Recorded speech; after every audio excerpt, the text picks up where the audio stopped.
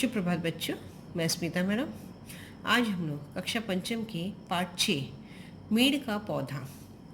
बच्चों, मैं पहले ही आप लोग को बता चुकी थी कि इस कहानी में जो लेखक है तो उन्होंने पौधे के बारे में बताया कि कैसे वो अपने जीवन जो जीवन कैसे निर्वाह कर रहा है, कितनी सारी कठिनाइयाँ आ रही हैं, सबका सामना कर रहा है, क्योंकि वो एक जो पौधा है मीड़ की जगह पर वो उग गया है और अपने आप को बचाव कर रहा है, लेकिन उसके जीवन में बहुत सारी कठिनाइयाँ।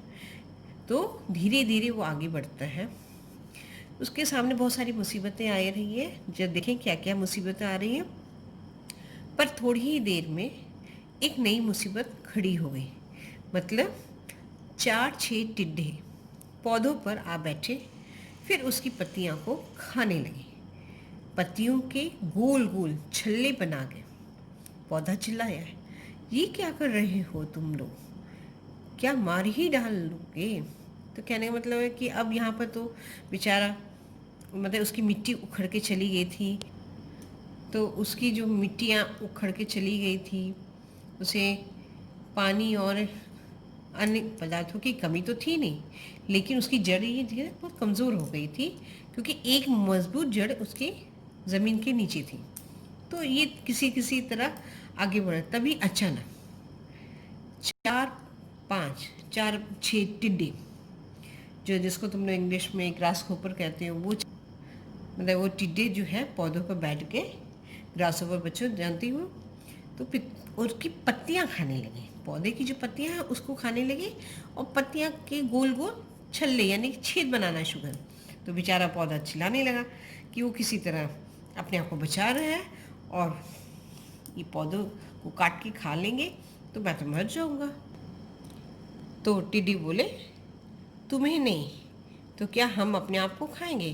कहने का मतलब कि टिड्डी का तो भोजन ही है कि पौधे की पत्तियों को खाना, पेड़ों के पत्तों को खाना। तो इसीलिए कहते हैं, उसको कहने लगा पौधों को, क्या तुम्हें खाएंगे? नहीं तो फिर अपने आप को खाएंगे, हम इन लोग का तो भोजन वही है। तो पौधा कहता है, तो दूसरी जगह तलाश करो, मेरी जान छोड़ो। यानी कि पौधा अपने आप को बचाने की कोशिश करता है, क्योंकि बहुत छोटा होता है। तो कहता है, तुम जाओ दूसरी जगह, दूसरे पत्ते खाओ, मेरी जान तो छोड़ दो। अभी बात ख़त्म भी नहीं हुई थी कि सामने से उसे काली भैंस आती दिखाई। तो उसने क्या देखा, पौधा ने, अभी उसकी बातचीत चली रही थी टिड्डे से, तभी उसने क्या देखा, काली भैंस उसी की ओर आ रही है। पौधों ने दम साध लिया कि अब तो जान गई ही समझो। अब वो समझ गया कि अब तो मैं गया, ये काली भैंस आएगी, मुझे उखाड़ के खा जाएगी, तब तो मैं गया। भैंस बिल्कुल करीब आ गई। आते ही उसने पौधे को सूंघा, 2 पत्तियां खाई। तो भैंस आ गई, उसके करीब आई और फट से जल्दी से उसकी 2 पत्तियां खाना शुरू कर दी।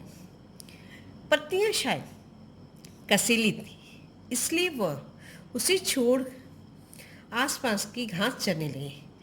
अब जैसे वो उसके पास आई, उसकी जो पत्तियां खाई, तो भैंस को पत्तियों में स्वाद नहीं लगा। वो थी कसीली, थोड़ा कस्सापन था।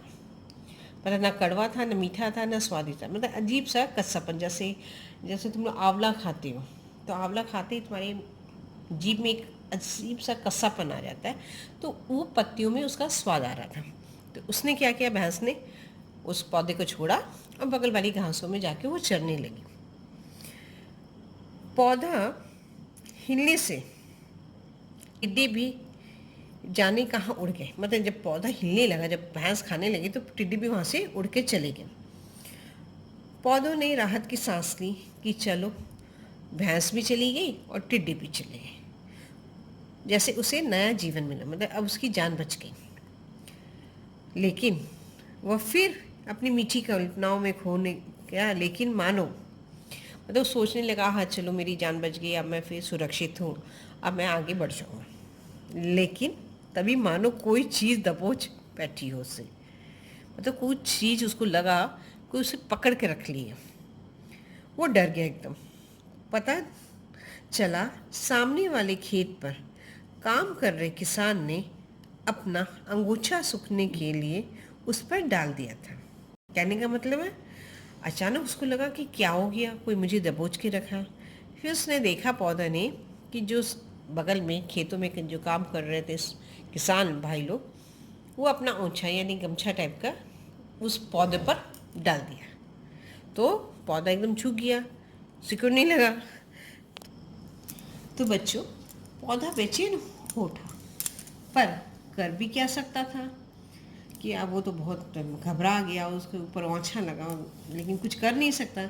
शाम तक चुपचाप एकदम सादे खड़ा रहा, मतलब उसी स्थिति में वो खड़ा रहा।